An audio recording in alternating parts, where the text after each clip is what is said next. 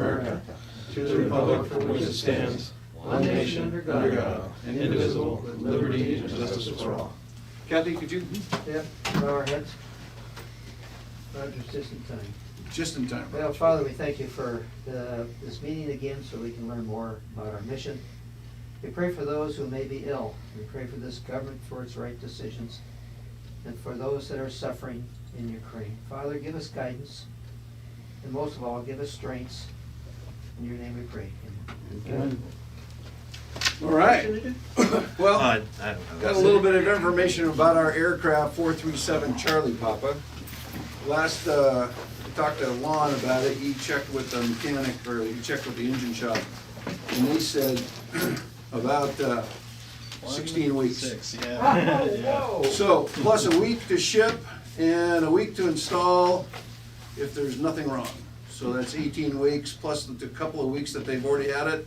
That'll be 20 weeks for no airplane, at least, and probably more when we get done. But that's the way it works. Now, we may get an improvement on 16 weeks, but I don't know yet, so.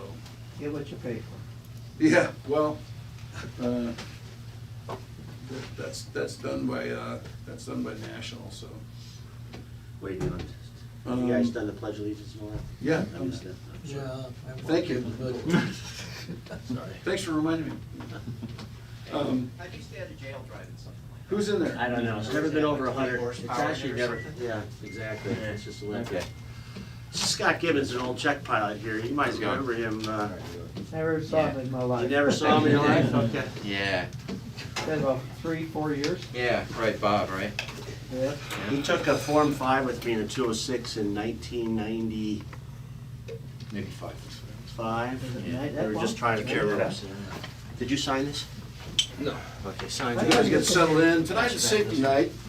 Roger, did you have a presentation that you're Yeah, have available? unless you got somebody else that wants to do it. Well, actually, Got it. Bob said he had something he might be able to do, so if you guys discuss it, Oh. so probably I don't not. So have my- you're my- up there, buddy. My Okay. disc is more informative, Yeah. but No, I we'll definitely wait. use the We'll wait for the blackboard. informative one. I can do one. So, let's do about 30 minutes, Raj, and then, if you can, and Well, I might even be shorter. might be in short. Let's see, I need to connect. 15 minutes is the requisite, so It says minimum. that's the minimum. Nobody likes safety night, so. We love safety. If you're buying insurance for your airplane, you love safety meetings. No. There we go. How about that? It actually worked. See? 12 years of training, you finally get it.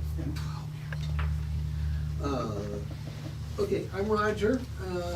For those of you who don't know who I am, and I'm the safety officer for the Squadron, and my boss over here, he's the safety officer for Group 3. And so I always have to watch my P's and Q's because he's here. And of course, now critiquing that every we minute. got commander. Group commander's in the house. here, Yes, I guess I really have to be good at this. Not really. Don't mess it up, Roger. I'm not, I know you're not supposed to have the T-shirt showing or anything like that, but I was at work today, so. Okay, I didn't have a whole lot of time trying to set up for this, because they're having a huge exercise out at the base out there, and all kinds of stuff is going on, and I work at the lodging at which is the military hotel on the base out there, and so it's just been nuts. Just thousands of people literally coming in to stay this week for 8 days. And people, Roger, what is going on? Is it aviation related or is it? it's actually it's a NORI is what they call it, and Okay. it's not necessarily aviation related, other than the fact through military Air Force, the airplanes, they're going to be directly involved in it and all that. My son is a crew chief on a KC-135, and he's been ordered to be out there, a lot for a long time, and because where I'm working is where we're the one that lodge all these people and put them in, and we have no rooms, so we're sending them all downtown. So anyhow, what I was just gonna go through real quick was just, is to talk about, safety with the airplane on the ground primarily. And of course, you know, you see that up there, that's really just a title. It kind of goes through a whole gamut of stuff. And, you know, and back me up on things, if you see, you know, and you say some things too, because you do fly that airplane all the time, and so you see things that I don't necessarily Well, we see. just had some hangar rash on 7598 Zulu about 4 months ago. Okay. Probably not bad timing to talk about it, because, Yeah, please jump in at any time. Because one of the things I know, and Bob has called me on it a couple of times about some things in the hangar that probably should not be in there, back towards the back end of the hangar back there. And that has to do with, okay, earthquake. If something, you know, if we have an earthquake, and of course, you know, depending on how big the earthquake is, if you got a lot of stuff back there, things are gonna come flying off those walls. And guess where they're gonna head towards? The wings and the tail and all parts of that airplane. Obviously, there's only so far you can go with it. I mean, what else are you gonna do with some of the stuff? But if you can keep it low, that's the thing I would say. If you're gonna store anything, keep it low. But make sure that when somebody is parking the airplane in the hangar, that they're not also backing the airplane into it. And that's a biggie.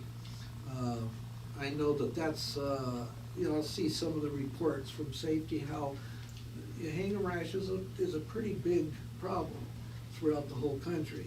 And a lot of it just has to do with just forgetting where the airplane is at in relation to what is in the hangar. And not having enough people that you're supposed to have out there watching. There's just a lot of factors involved. And I know a lot of you guys, you know, you're aware of it. And the funny thing about safety is that most of the stuff we are aware of. But sometimes it takes to highlight it and bring it up. And, oh yeah, guys, remember this. You know, you guys have done this, you know, if your wife has said, hey, honey, don't forget to get some bread at home on your way home, something like that, is something that you know is there, but you got to keep focused on it.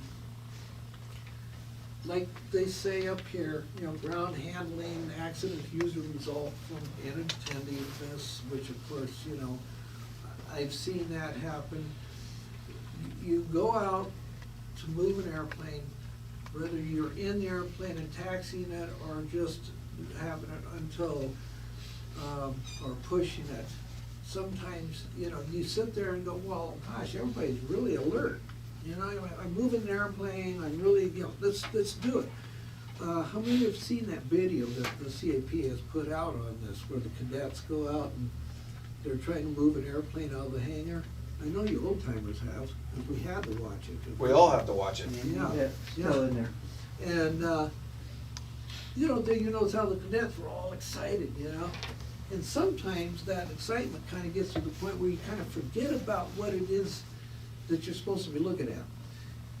That can happen just in flying the airplane. That can happen, you know, in just about anything you do. I know when I was flying with the Air Force, I mean, there'd be times where we had to go, oh, time out. You know, we're moving a little bit too fast here. And there should not be anything so dire that you totally forget about safety in moving airplanes on the ground or in the air. And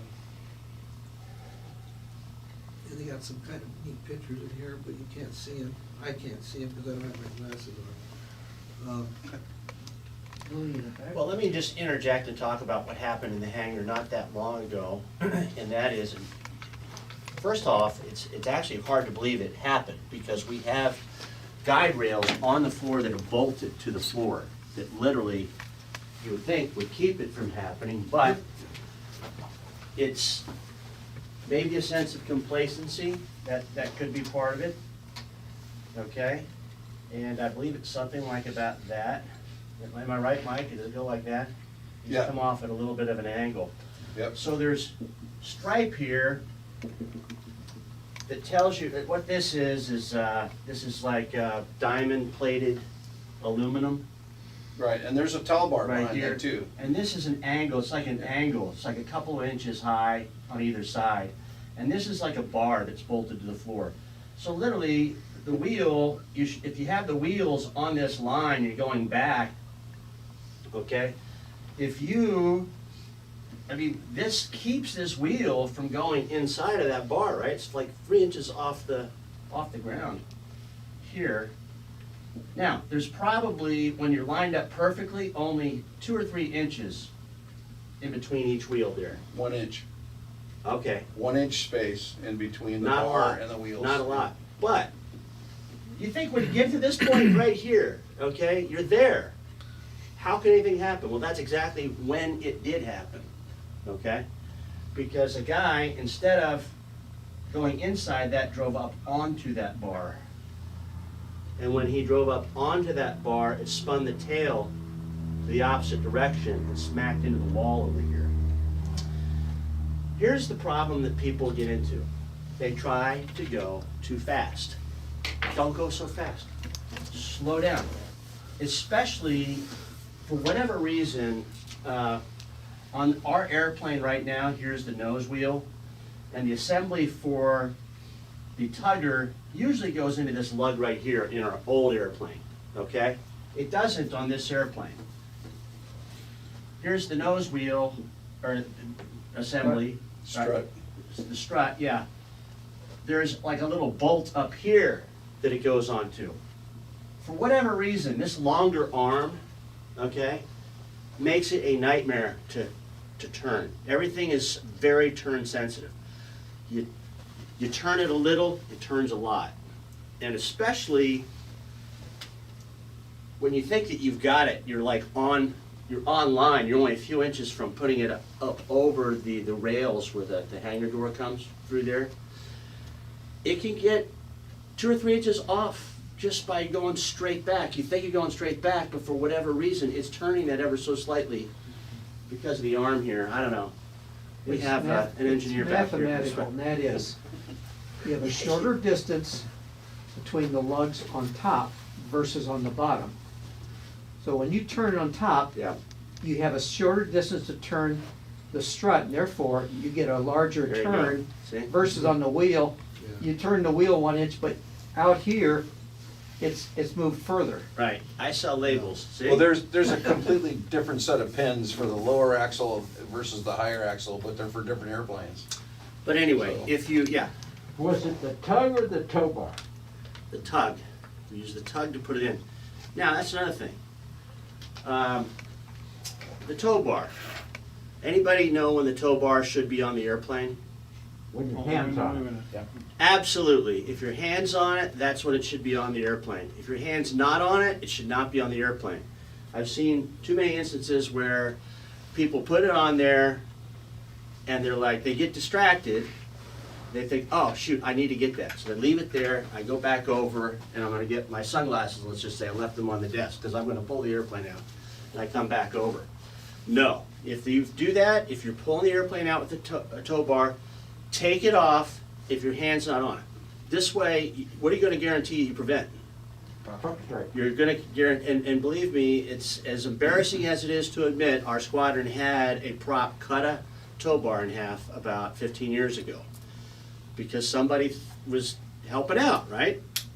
This guy's helping me pre-flight, and I assumed that he did that, and he assumed that I did that, and it wasn't me, by the way, I'm just saying. That person assumed all that. But as a result, I do something before I fly. I learned from that, right? So I do something before I fly an airplane every single time. I do a, am I doing something stupid? Check. I use this for my RV. I use it for anything. Once your airplane is loaded, okay, I go to the front of the aircraft and I walk around the aircraft and I say, am I doing anything stupid? Chocks out, tow bar off, pitot tube cover removed. Walk around, fuel caps on. come back around, and one of the most important things on this 206 is that rear door latch properly. Because if that comes open in flight, that's a major problem. I mean, it was like $60,000 in damage. It did happen to us in this squadron. Again, not me, but we learned from, you know, those mistakes. Make sure that you go all the way around, and then you say, okay, I've done that, I get in the airplane. What ends up happening is, because we fly in crews and because we fly not that frequently, I mean, we don't fly, I mean, we're not flying every day here. We get distracted when there's people around. They get distracted. They're not part of it. A phone call goes off, or somebody asks you a question, or there's a million different reasons why you get distracted. So as a pilot, what I would tell you is, okay, this is getting off the subject a little bit, but That's okay. when you get there to pre-flight the airplane, be there a half an hour before anybody else is, okay? Because there's a lot of CAP stuff you've got to go through. This isn't just like flying at the flight club over here. There's a lot of paperwork and all that. So here's the order you do it: pre-flight, paperwork, and then load the airplane. That's what I found works the best. Why do I say it in that order? Let's say you do the paperwork. Could be 30 minutes worth of paperwork. Then you load it, that's another 15 minutes. Then you pre-flight it and the battery's dead, you're not flying today. Okay, well, I just wasted all that time. So I pre-flight the airplane, make sure it's a good mechanical order. Now I go to do the CAP paperwork so that gets done properly and I can focus on it. And the last thing is just load the airplane. But when you guys learn how to put the airplane back in with the tugger, Mike can help you, I'll help you. You need to be checked out on it. Main thing is go slow, and just because there's those rails there, don't get duped into thinking that is the be end all. You know, it can't, something bad happen. It did smack in there. I don't know how much damage did that cause? Have they even fixed it? I think they just. Actually, the total amount of damage was about $8,000. Yeah, and then. And, but we decided to spend only about $4,000 and get it to work just fine, so. Yeah, so you It's just. got a little dent still in it, but. The other thing that I would say is, on the sidewalls in the hangar, nothing can be stacked higher than the elevator. In fact, it needs to be well below that, like a foot below it. At one point, we had uniforms stacked in there. Group 3s came in that's and terrible. stacked uniforms there. I'm like, okay, can't do that, because even as you're jockeying it around, the elevator can come within a couple of feet of the wall anyway, if there's a box or something hard there it can hit. So that's how that happened, and my 2 cents on it. And by the way, there's another thing that we gotta remember is we are liable for the damage when it comes to something like that. That's neglect. The 3 pilots actually split the bill on that, and they all paid a little bit of it because they were all pushing it back.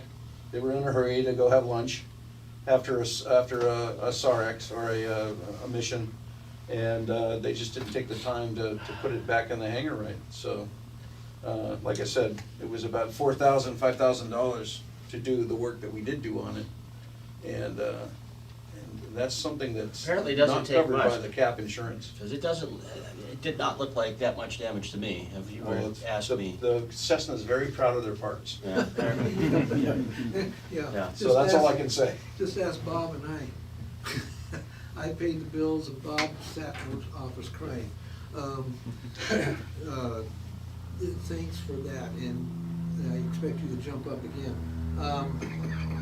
It's amazing because we were talking about, you know, how with the tow bar when you're trying to push the airplane, and it'd be kind of amusing to watch some of these students that would come back, or not just students, regular pilots come back at the Aero Club and try to park the airplane right on the lines.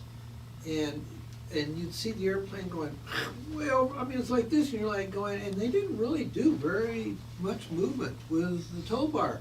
And then they have to go in, and then they try it again, and it was kind of funny to watch it. One of the things I found out is that it's, you can take the airplane way past the point of where you're parking it if you have a tow bar, and then you just pull the airplane in.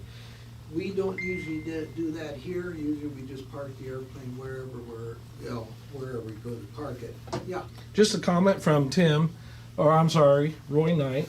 Treat the tow bar as if it is an extension of your hand. It's always connected to you when you connect to the airplane.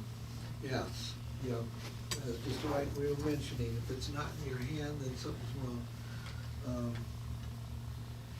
Any other comments? If you had plenty of helpers, which is the safer, the tow bar or the tug? It depends on, well, I mean, if you take your time and you're proficient on the tug, it's 100% safe, there's nothing wrong with it at all. It probably is easier using the tow bar and 5 or 6 people pushing, to be honest with you, because it's easier to steer, it's in that lower hub. Well, no, it isn't, actually, it's not, but it is easier to steer for whatever reason, but. The key to pushing is you gotta start, even with the tug, you gotta start your turn early. You gotta make your correction, you can't wait till it's there and then try and make a correction because it doesn't work.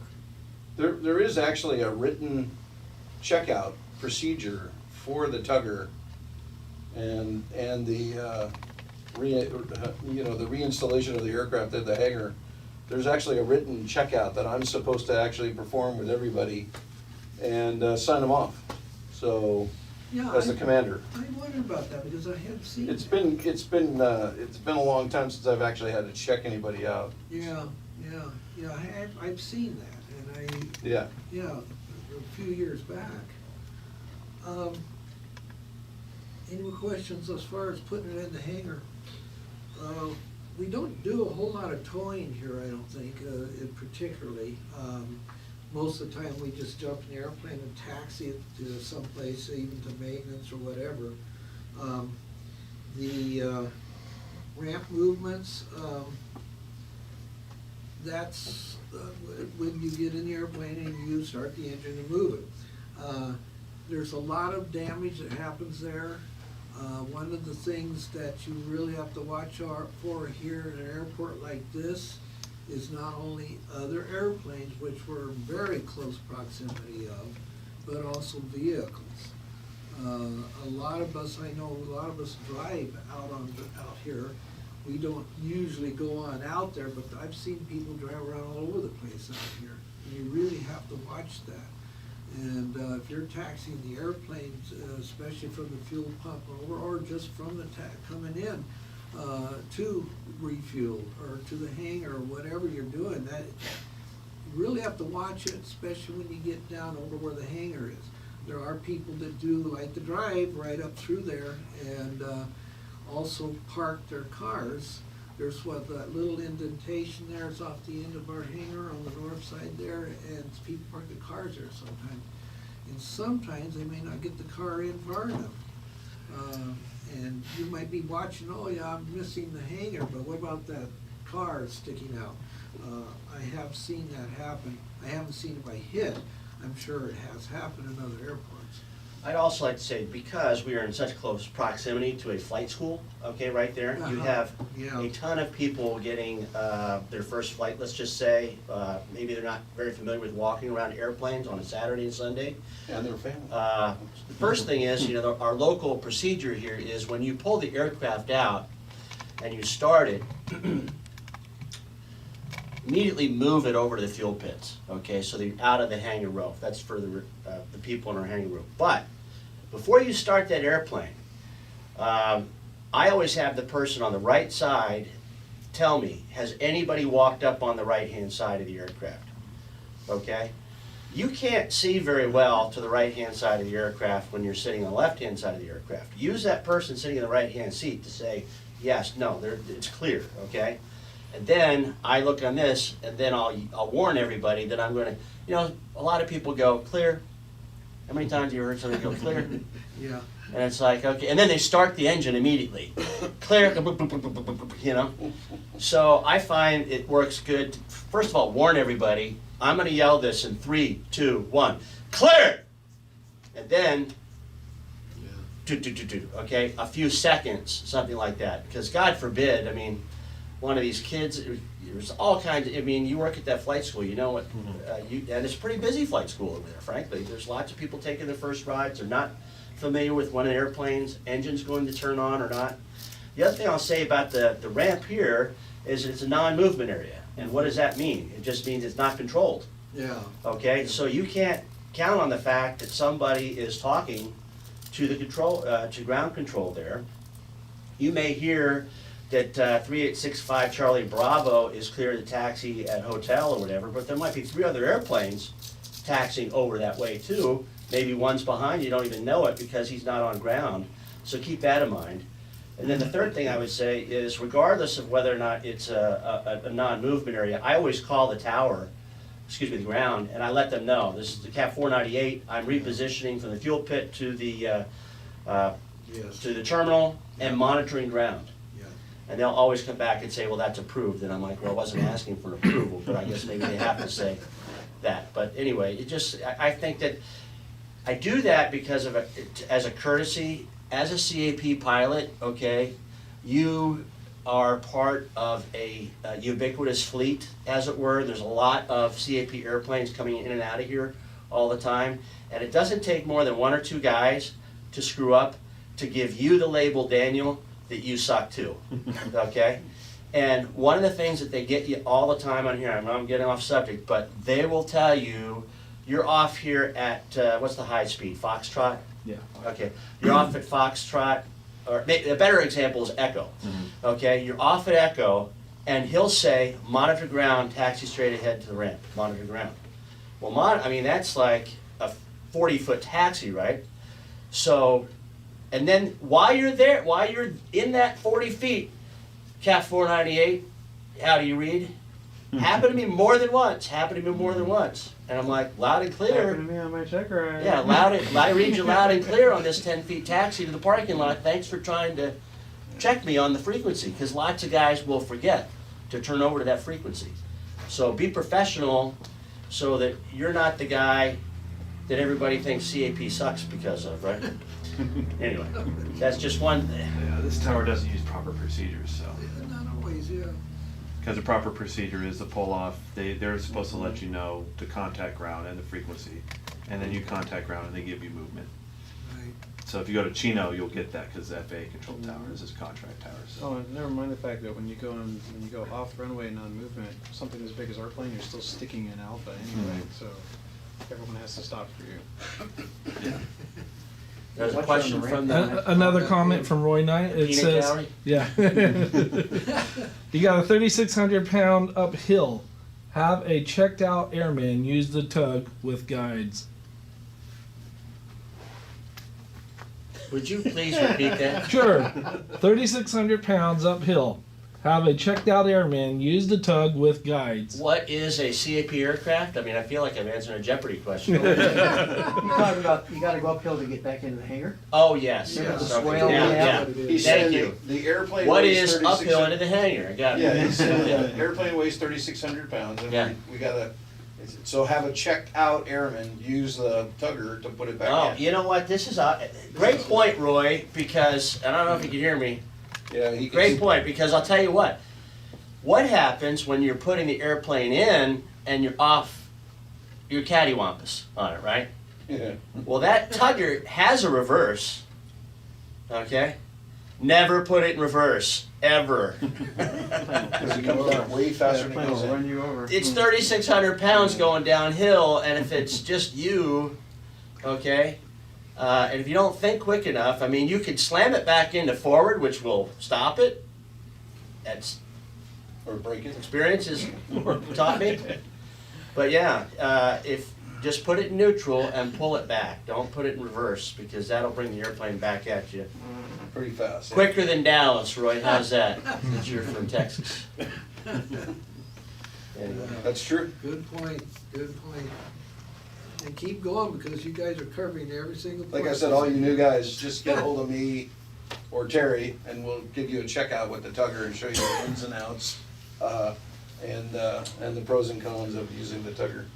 Well, I mean, and you could get hangar rash by using the tugger properly, because the tugger breaks. Yeah. Okay, and so there's that pin on the right-hand side, for whatever reason, vibration, whatever. I fixed that. You did? Yeah, I put a second shut screw in there. the other day, Okay. Just All right. 2 days ago. All right, well, see if that fixes it. I hope it does. Well, And then It'll be less. there's less a problem. belt that can come off on the bottom of the drive. Yeah, that one there. At critical times, you'll lose thrust On the belt, yeah. on the belt, and that's no good. But anyway, What's any other comments on, I think that, I mean, that's kind of like the biggest, I mean, the hangar rash is probably not gonna happen if you take your time Yeah. and you're not distracted. Yep. Just not distracted is the main thing, just keep your Yeah, focus. and of course, that's when, you know, if you take your time, then you probably are less likely to be distracted. Although it can happen, I know it can happen. Well, the last hangar rash we got was, we had 3 pilots, very accomplished, you know, high-time pilots, pushing it back in and just got in a hurry. And, Yeah. so, It just takes a few seconds. yeah, just, Well, if they would've taken their time, they You, would've you been you fine. know those stats, I mean, at what hour levels does the complacency kick in, right? A newly minted pilot, okay, Not usually the issue, it's is usually. never the- gonna be the problem. 500 You know, to 1,000 hours it's not the typically. Chris Youngers of the world, it's the Terry Pratts of the world that are 1,000 hours and above or something like that. 1,500 hours, I think. 500 hours, I heard, is really the danger. you Yeah, know. 500 to 1,000 is like the critical, Yeah, that's where people just get comfortable enough, they think they know it, they got it figured out. Yeah. It bites them. yeah. It's not complacency, it's laziness, that's what I've always used. Yeah, If you think about it, we all think about it, and then we go do it, but we're lazy to think about it. Yeah. yep, yeah, I agree with that 100%. Well, I tell you where laziness can really bite me is in checking the pressure on the air, the tires, and putting air in the tires. If there's one thing I cannot stand, is putting air in tires, okay? I don't know why, I just never liked it, and I certainly, sure as hell don't like doing it on airplanes, because they're really a lot more difficult, I think. This isn't bad, because you don't have the wheel fairings, but, Probably put air in my tires once. we need a year. new air gauge, if you have one. I know you've got 2. So, if Mike has 1 of something, he has 2 of something, so, Almost always. yeah. So I was checking the air pressure in the tires the other day, and they're unreadable. You can't, one doesn't even register, and the other one is so difficult to Yeah, read. if you look at actually the gauges, somebody's put those in there, because we only hold like 35 pounds. And one of those gauges, or 2 of those gauges, starts at like 55 pounds. Well, So it's that's why it 42 won't- for the mains and 49 for the nose. Yeah, so it doesn't register those pressures on those gauges, because it starts at 55. No, not the ones that I was looking at. Yeah, I have to get a Not- different But anyway. one. I used to have a digital one here in 437. I don't know what happened to it. All right. Yeah, I thought you showed that one time, Yeah. but that's what you had. I bought a nice digital one for 437. Bob, are those tire gauges still at the Aero Club in the locker in the back room? The ones that you know, the thing comes I'm up? giving a lot of There those was a away whole to box clean the full of them. office. There was like 50 of them. No, we had, there was 20 in the box, we had about 30. I gave a lot of those away, just. to Yeah, I get thought you rid of did. them. I don't And know, I may thought have. about bringing them over here. Yeah, let me check on some of my These boxes guys. I got in the garage, so I took her out of there. Well, I've got a few at home, but I'm using 3 of them, so I don't, and it's for my car, not my airplane. I'll make note of that. Yeah, yeah, I think that's been, what you guys have been discussing right here, it covers exactly what they're going over in Burbage here, in this whole thing right here. What, the bottom line of the whole thing is situational awareness. Just real quick, Lon says he has a good pressure gauge to give to the squadron. Oh, really? Thank you, Lon. Okay, thanks, Lon. That's good. That's good. How many people are watching online, by the way? I have 7 right now. Wow, okay. You guys are welcome to come here, by the way. Lon is the only one that emailed me and said he's online, but Well, I we know actually Roger have a is. lot I of mean, not people in Roger, here but, today, that more than it was last time. And the last one was a mandatory one, that everybody was supposed to be here. And then- Actually, the rules say that they cannot participate in CAP unless they've got them all done in person. So they think that they can come out, Yeah. participate, they have an issue.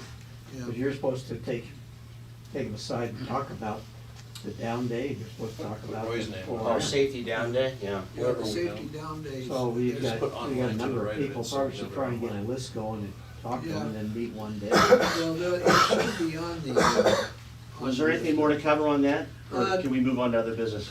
Just one more, and I was just gonna talk about vehicle movement on the ramp. Guys, we do have a lot of vehicles, as I mentioned earlier, and one of the things, when you leave here, these guys, I'm parked over here, I know we park here, but be real careful, there's airplanes all over the place. You go through a whole bunch of airplanes going out to the gates. Don't run into one, okay? It can be rather expensive. That's one of those things in the back of my mind, I keep thinking, yeah, we need to bring that up. Just be careful. The rest of you guys that walk, just don't walk into the wings and knock yourself out. Be careful when you back up, that you don't back up too far. Yeah, Well, yeah, I mean, if you go this way, over here is jets. It is very dark out there Yes, tonight. it On is. moonless nights, it's pretty tough to see, to be honest. Yes. And you really don't want to use your bright lights, because if there's guys trying to get their night vision sitting inside the airplane, yeah, you don't want to ruin that for them, so. yep. Okay, anybody else that has anything to add to what we've been talking about tonight? Thanks, Terry, I'm glad you were here to cover this, because believe me, you did 1,000% better than I would have. Because you were doing it almost every Well, day. just, And, well, I appreciate it. Thank you. so- We all have, So, you've been here before. I recognize you, right? Yes. And are you a pilot? Or a pilot in training? Yeah. Okay, have you soloed? Yes. You're a pilot, okay? Yeah, I was gonna say, I'm a pilot. You've experienced the pucker factor of soloing, you're a pilot. Okay, and we've got Don Benfield is here as well. And Don, very first time you're gonna stand up and tell us all about yourself. So just stand up and tell us a little bit about yourself and, why you're here and who brought you. Well, Scott Gibbons, he's a friend of mine, airline pilot. Extraordinary. He talked me into coming out here. I've always wanted to fly. Been in the fire department. I retired after 34 years, a few years back, and finished my ground school, and I got divorced instead, so never got to really fly, so I'm trying to re-engage with that, and I'm just on a fact-finding mission, so Great. that's why I'm here. All right, well, hope you find some facts. Usually the divorce means you get to finish your flight training. Oh, no. I want to give this to you, Jimmy? Yes. Okay. Have you received this before? No. Okay, and I'll walk you through what this means here in a second. I want to give that to you. So, Civil Air Patrol, obviously, is a flying organization, first and foremost, for us, our squadron here. That's what we do. Counter drug, SAR, search and rescue, cadet orientation, a lot of cadet orientation. What this sheet here shows you, and I gave one to Daniel too, is I don't know if I had this one before you left. No, just so you had it on the. But basically, and for those of you at home, if you need one of these, I did send it out on email and you can print it out as well. But essentially, I've gone through and said, okay, well, what does it take to become a CAP pilot? Okay? And boiled it down to this packet right here, okay? So the very first thing you've got to do is fill out the prerequisites, which means you've got to be a CAP member, okay? Don, come 3 times. If we haven't scared you off, we're going to ask you for money, and you can join, okay? There, you're a CAP member.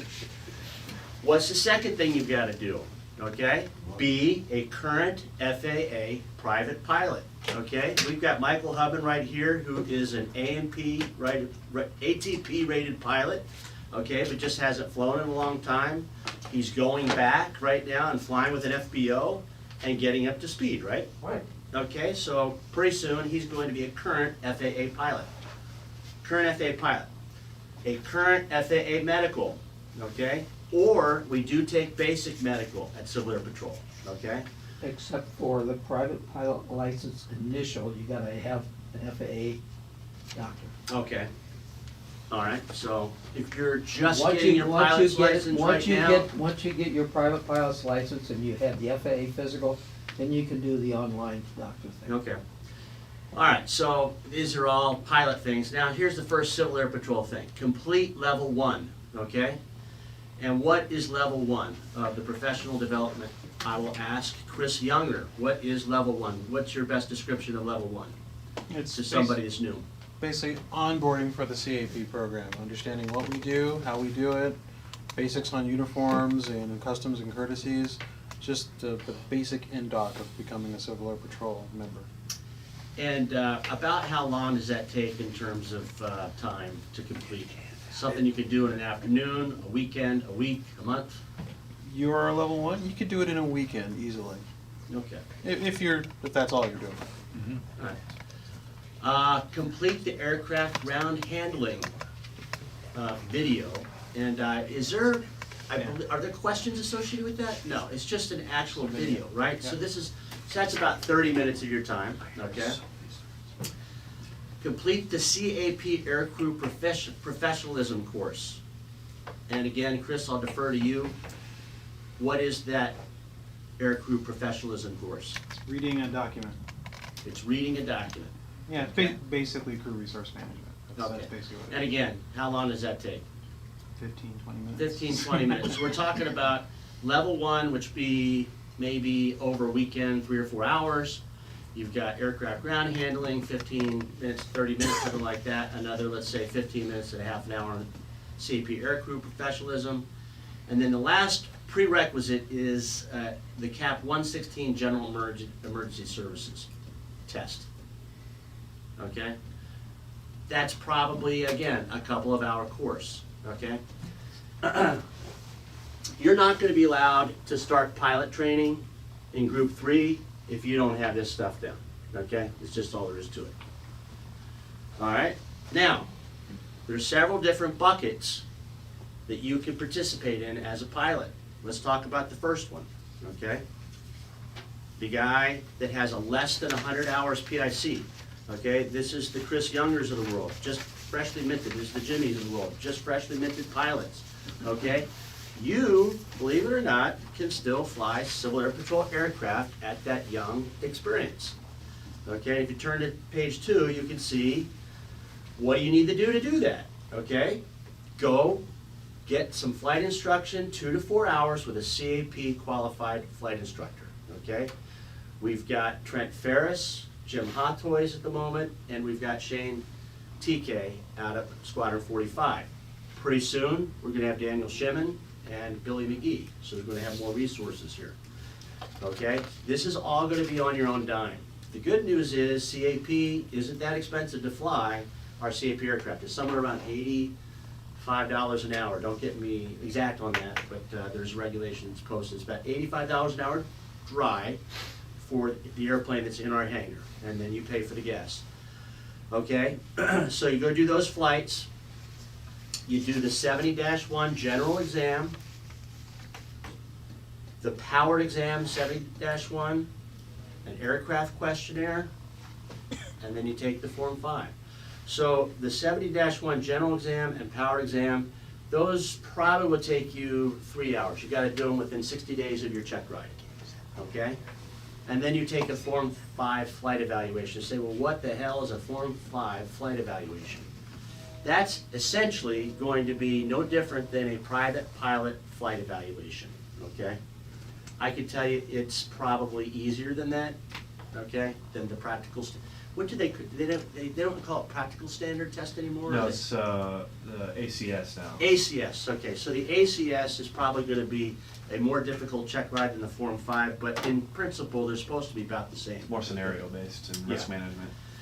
So, a Form 5, let's talk about that, okay? I just mentioned that you've gotta, before you take a Form 5, you gotta go out and get 2 to 4 hours of flight training in the airplane so that you're comfortable with it. You can demonstrate to the instructor that you're ready to actually fly the plane. Then you gotta do some CAP paperwork, that general exam and the powered exam. The aircraft questionnaire, which is, you know, how many gallons of gas does it hold, and, you know, what are the oil temperatures and the cylinder head temperatures and manifold pressures and airspeeds and all that. At that point, you're ready to take a Form 5, and it's just a matter of scheduling a date with a flight evaluation. I guess there is. Well, that's embarrassing. I just happen to have this picture in my Yeah. phone, guys, I didn't That's mean to fine. Wow. At least it blew back instead of forward. So, Wow. on the day of Form 5, you would need to show the pilot your FA pilot's license and medical, your BFR, your current CAP membership card. You don't have to remember any of this because I have it all written down right here for you, okay? Your aircraft questionnaire, proof of passing your exams, and 2 blank copies of the Form 5, which is actually the form that he fills out, okay? Now, so if you're a 100-hour guy or less, that's all you have to do, what I said. If you are more than 100, I shouldn't say that's all you, that's what you do, and then you're able to rent the CAP aircraft, essentially, okay? You're able to take that aircraft on sea missions, okay, if you're 100 hours or less. If you fall into the next bucket, which is more than 100 hours of PIC and 50 hours across country, but less than 200 hours of PIC, then you essentially do all the same steps, but you add 2 more steps. You complete the IS training, which is Incident Commander training, basically, right? Oh, it's ICS training. IS 100 and IS 700. Correct. Yeah, it's just learning the Incident incident command command system structure. training, You add those 2 things, and now you pass a Form 5, and with that flight experience, you can now fly transport missions, hybrid, and sea missions. So you just added 2 missions you can fly that are funded, okay? Hybrid, which is communications aircraft, okay? And transport missions, we're transporting blood or anything really from point A to B. Yes, Lon mentioned $109 per hour for the C206 okay, in Hangar Dry. 109, okay, yeah, I'm way off, I don't know why I was, anyway. Well, it just went up a little while ago. Okay, Better go up again. now, you've got more than 200 hours, right? So you can start really contributing at Civil Air Patrol level with 100 hours of PIC and 50 hours across country, okay? Where you can really start participating, okay, is the more than 200 hours of PIC and 50 hours across country. That's really the break-even point there for you're going to be able to fly cadets now, because you do all the same training as you did to get your pilot's license for your Form 5 as the 100-hour and 150-hour guy, but you do, in addition to that, you do a FEMA training video, and you do an orientation pilot endorsement, okay, which teaches you how to fly cadets and what that syllabus is all about. Now you can fly the transport missions, the hybrid, and you can fly CAP cadets. We have so much cadet flying that you can do. Ken, Group 3 Commander, how many cadet squadrons do we have in Group 3 right nestled around here at Riverside Airport? 8. And on average, how many cadets do we have in each squadron? About 20, 30. Okay, so that's 160, and all these cadets pretty much want to fly, right? Each one of them get, Guaranteed 5. each one of them are guaranteed 5 sorties if they want them, so anybody quick with math? And unlimited back seats. Yeah, so 160 times 5, that's the flying opportunity that you have around here. Each sortie is going to be a minimum of 0.7, okay? And we want to try to keep it to about less than an hour or something like that, okay? Last year, I don't know, I flew a lot of cadets. And we're always getting new cadets, And we're always getting new cadets. So at that 200-hour mark and 50 hours across country, but less than 300 hours, you can fly cadets. What happens when you get to that 300-hour mark? You can do everything that I've said before, but now you can also fly ROTC and junior ROTC cadets. Concurrent to that, with the 200 hours or more of PIC, you can start with mission pilot training. Okay, so what's mission pilot training? Mission pilot is that those are the air sorties that we execute for Civil Air Patrol, for search and rescue, for counter drug, for U.S. forestry, for disaster relief.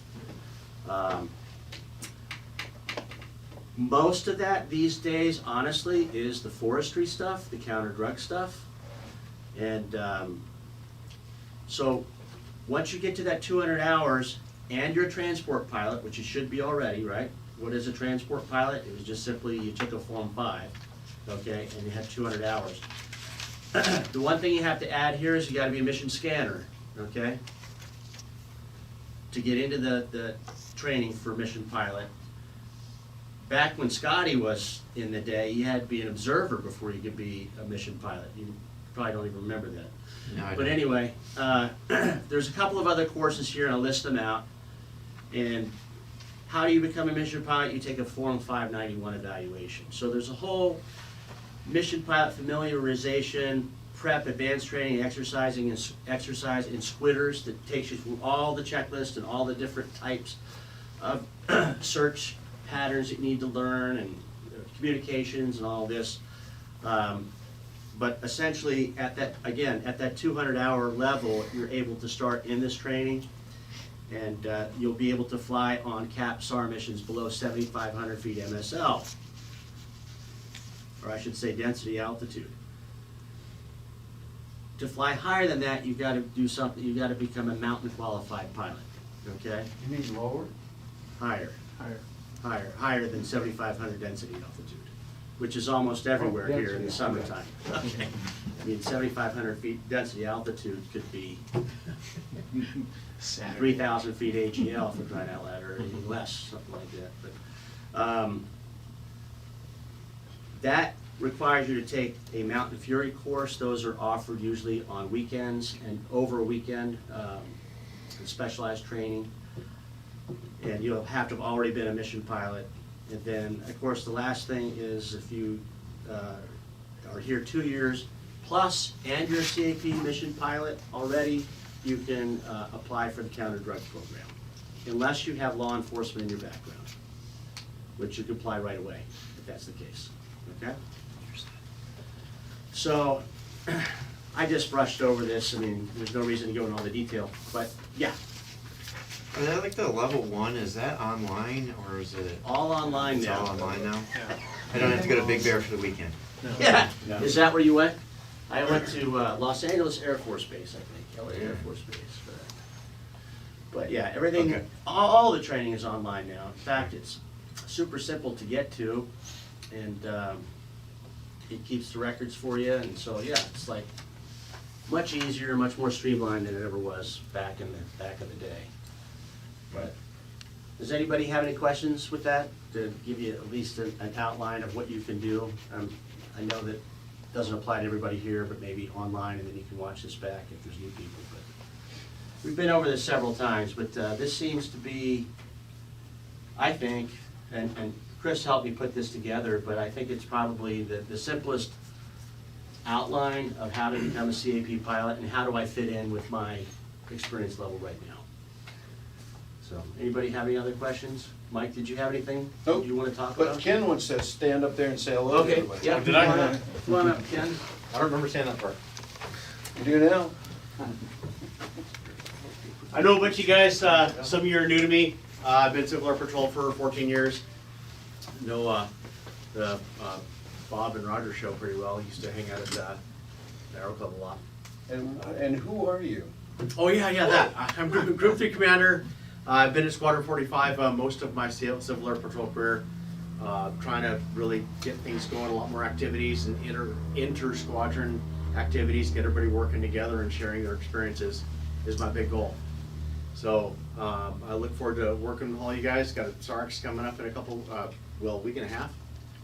Going to be based out here, and it should be a lot of good training for those who want to be here for it, those who can be here for it, those of you that are brand new looking at it. There's a lot of amazing opportunities here. Civil Air Patrol is probably one of the most rewarding things I've ever done. In my side, there's for everybody that's still here that puts up with all this, there's a reason for it. There's a lot of rewarding things you get out of it, between serving others and just things for yourself and what you get out of it. And it's a really good program. So please consider carefully if you're brand new. It's awesome. So anything I can ever do for you, pretty open door. Reachable. Want to do everything I can to help you guys out. I need folks to help me, to work hard for me too, and we'll make this thing a success. So. Thank you very much. We're going to adjourn the meeting, by the way. Well, I'm just gonna, one last thing, on the aircraft, I just wanted to bring I everybody, thought we were out of here. I wanted to bring everybody up to speed. I Okay, almost so got the you. airplane that we have in the hangar, and I showed Don, we have the, Zelda, affectionately known as Zelda, Cat 498. As far as I know, from DO, okay, we're gonna have that airplane for the foreseeable future, regardless of whenever we get Cat 437 back. So we're gonna have two 206s, and I guess it'll be up to DO as to where he positions that other 206, if he keeps it here or moves it down to Hemet or anywhere else. But in any event, we're Very going to good. have Zelda here for a while. So anybody that's then thinking about the fact that they actually just wanted to go ahead and wait till 437 gets out of the shop before they get their 206 Form 5, I would suggest go ahead and get your Form 5 right now in the 206. Okay, then you can get an abbreviated Form 5 in the G1000, which will be Cat 437. And why do I say that? Because we just found out this week that we're not going to be getting back 437 anytime soon. What they're telling us right now is July. I And so, already explained that to him. oh yeah, I didn't know that. Okay, Yeah. but anyway, You were the missing index. yeah, but the critical thing there is I think some people have been sitting on the sideline thinking, well, Cat 437 will be back here in April, and why take two Form 5s and all that. I didn't get into it in the sheet, but you have to take an initial Form 5 in every classification of aircraft you want to fly for CAP, at least the first time. So if you want to fly 172, you have to have an initial in 172. 182, initial in 182, initial in 206.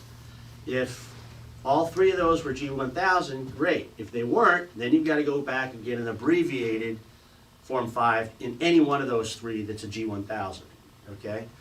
So the G1000 qualification falls off the minute your Form 5 expires, which is every year as well.